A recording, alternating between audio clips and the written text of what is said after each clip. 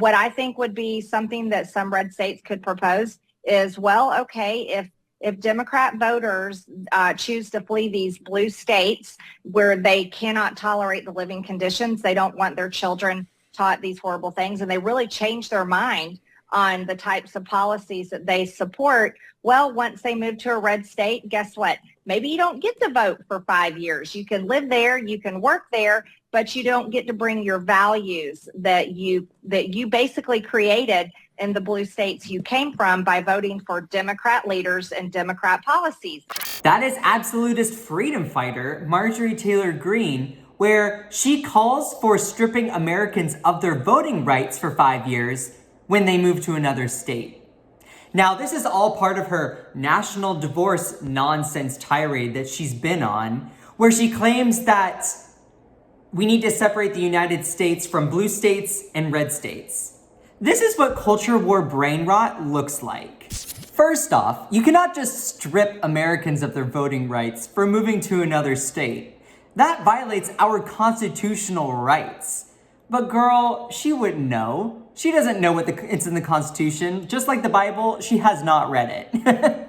Over the past couple of years, we've seen a mass exodus from California and New York, where we've seen people fleeing those leftist policies and moving to states like Florida, Georgia, Texas, states where they like the tax policies, they like the schools, they like the consequences of Republican and red policies. Second, who makes the decision on what is and is not a red or blue state?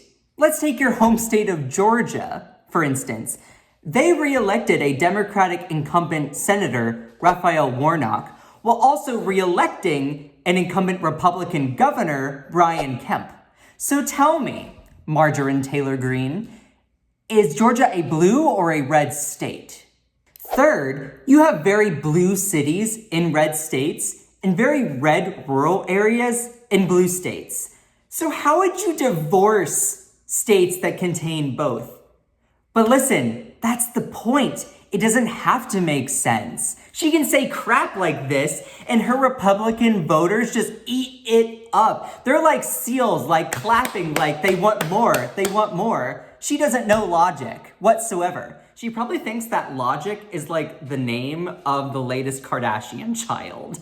But let's put this nonsense into context because she's saying the quiet part out loud. She's saying like, you're a Democrat. I don't like you. I don't like you being able to move into my neighborhood. I don't want you to be able to vote.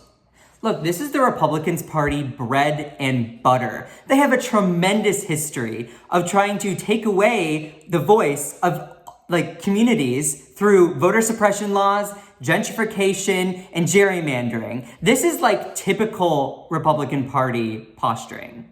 Just watching this next clip, how she totally contradicts herself, and you can see the MAGA brain rot in her eyes. Take a look.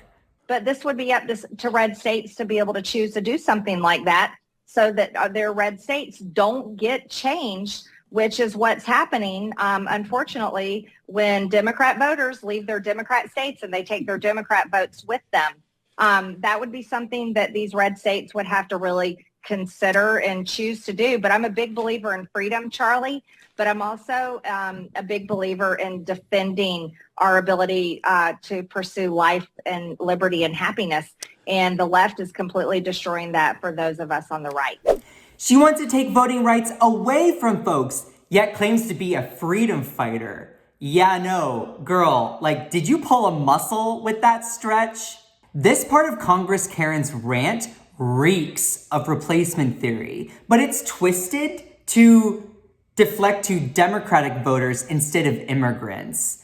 Just imagine if Democrats had said this about Republicans moving into a blue state. Republicans would be going nonstop yelling about how Democrats are woke communists trying to take away their voice. Good grief. But this all goes to show how the right wing talking points are revolved around fear of the other and otherizing groups of people that they do not agree with. Honey, this is how their sausage is made in Washington. This is how they make money, profiting off of people's fear.